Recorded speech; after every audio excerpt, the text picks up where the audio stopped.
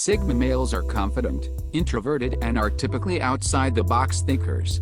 Sigma males exude high levels of intelligence, and provide solutions that do not operate within the parameters of the problems.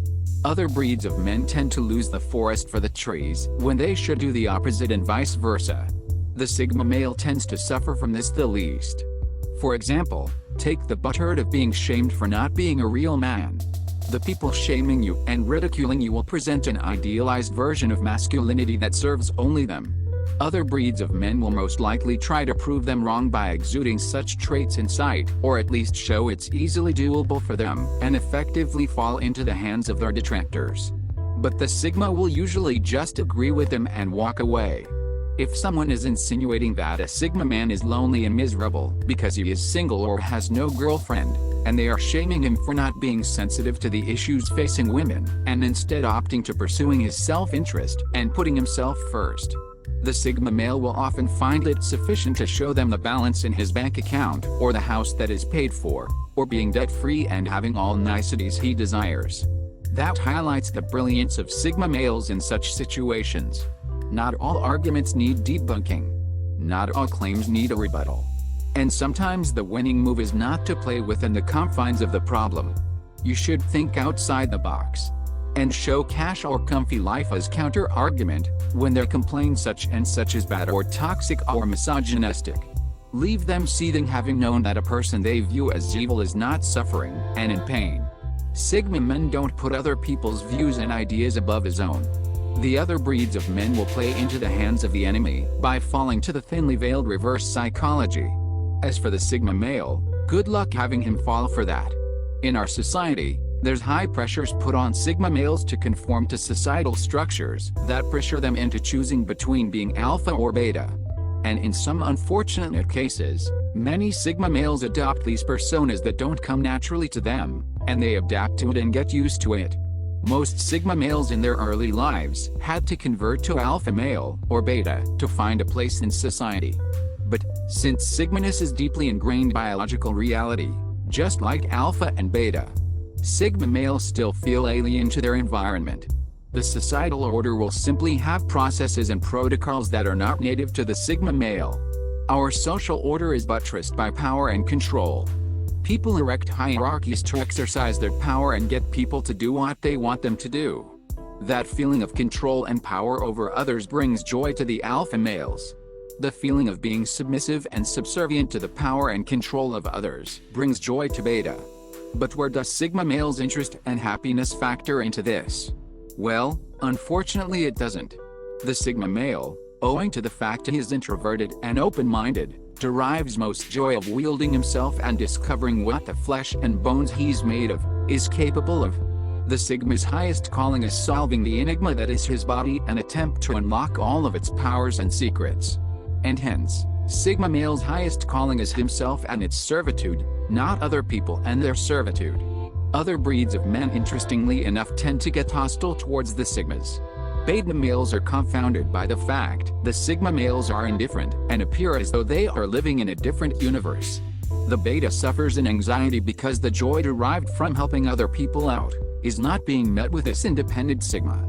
They view it as an act of being aberrant since Sigmas don't play well with others and their behavior is not congruent to a social order and doesn't lend itself to hierarchical structures, and so they begin claiming that the Sigma is suffering from toxic masculinity and that they should get in touch with their emotions and open up. The truth is, they are not toxic. They are chill.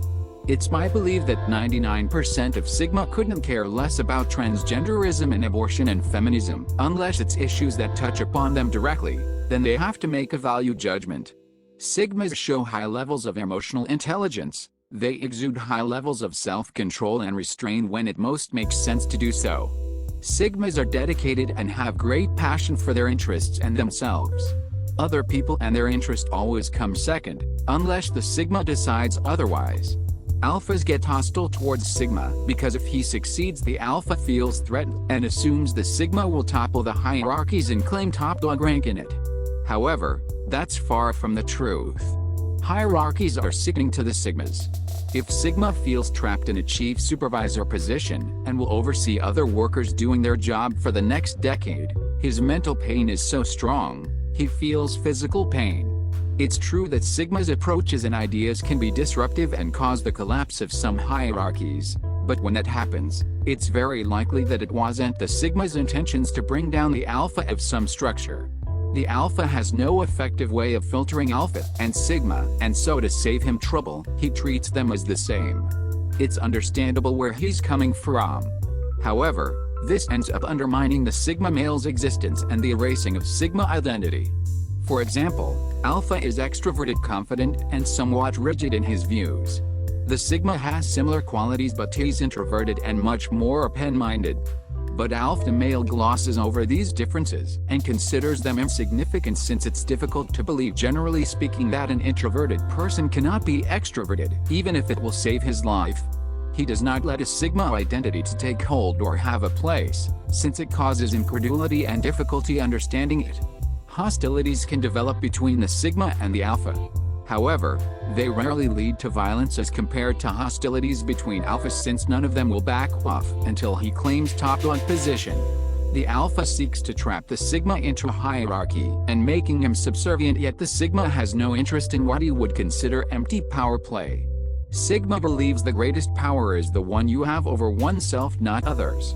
And so, these visions and approaches in life conflict and give rise to anonymities between these two breeds, which usually end up with the Sigma feeling exacerbated and storming off to a place he would consider more sane. I have so many topics to discuss in regard to the Sigma manhood and how it's an important integral part of masculinity. We tend to get wrapped up in our bubbles, and the speakers who get most audience get to shape public views. And so the ball rolls to a point where the people view masculinity as hegemonic, and that Alpha conception of it is the only valid one. But I dare to disagree.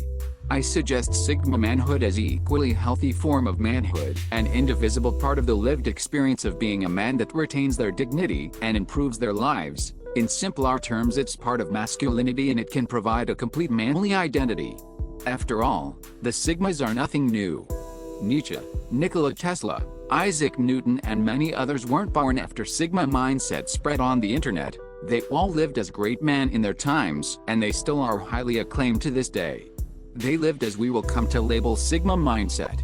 If you like this video, please leave a like and tell me what topics I should cover next.